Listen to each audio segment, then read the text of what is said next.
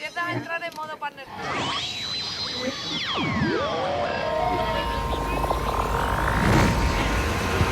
Infecting the City is a festival which asks people to really engage with matter of social importance and to make works which are not for an exclusive audience, which push artistic boundaries and which challenge people, but really that need to be able to be read by the person in the street.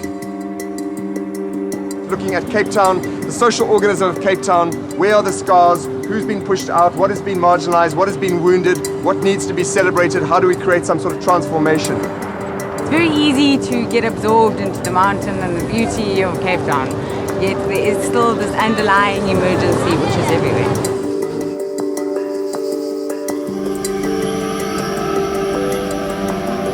We get to imagine whatever we want in art. Isn't that fantastic? It doesn't have to be reality and it doesn't have to make sense.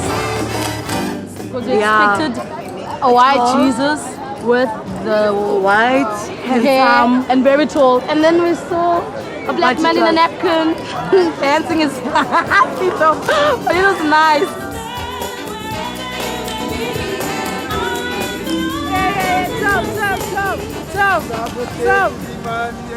We're asking the general public of Cape Town just to jump for joy. Jump for joy. Wonderful, I'm happy to have jumped for joy. Thank you.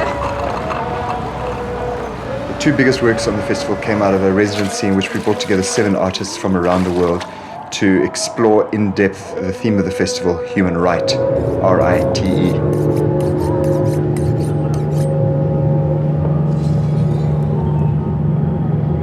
Shut up.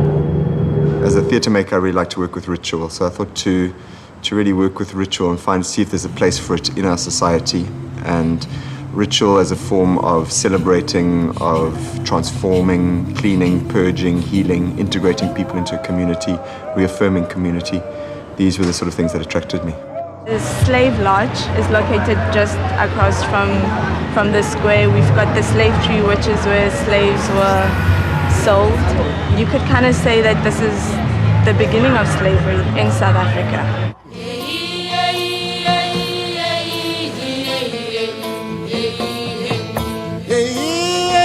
There are a lot of people that are not represented in this particular memorial.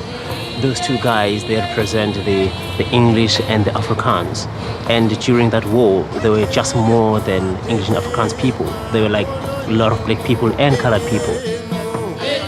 We decided that we should do some kind of ritual to remember those people that are not represented. This is an artwork that we as artists started, but we don't really control it, we don't censor it, we don't decide what it looks like. The public decides.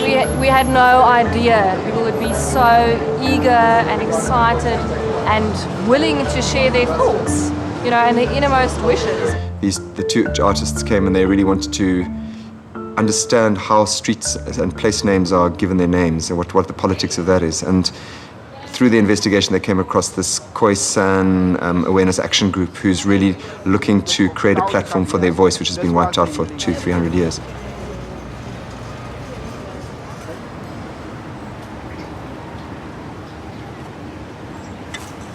This is a herb garden of indigenous herbs, and the reason we're planting it here is because this is one of the sites that is allegedly a site of former execution and torture for not just the Khoi, but many people many years ago.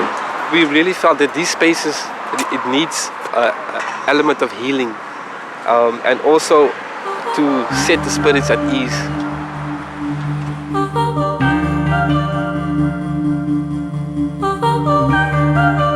We are making a mandala for healing, and what we are doing is we are using sand collected from places around Cape Town where human rights violations have taken place. So it will take us a week to create, and after a week we will sweep it up and throw the sand into the ocean. I was excited by the depth some of the works went to in really exploring the matter, in the growth in audiences, the way people are interacting with the subject material, the way people are turned on, the way the festival has grown because there are more works out in the street, that there are more places to be where you can bump into art. And the infection of the city. I really see a strong growth for this festival in the next 2 years or so.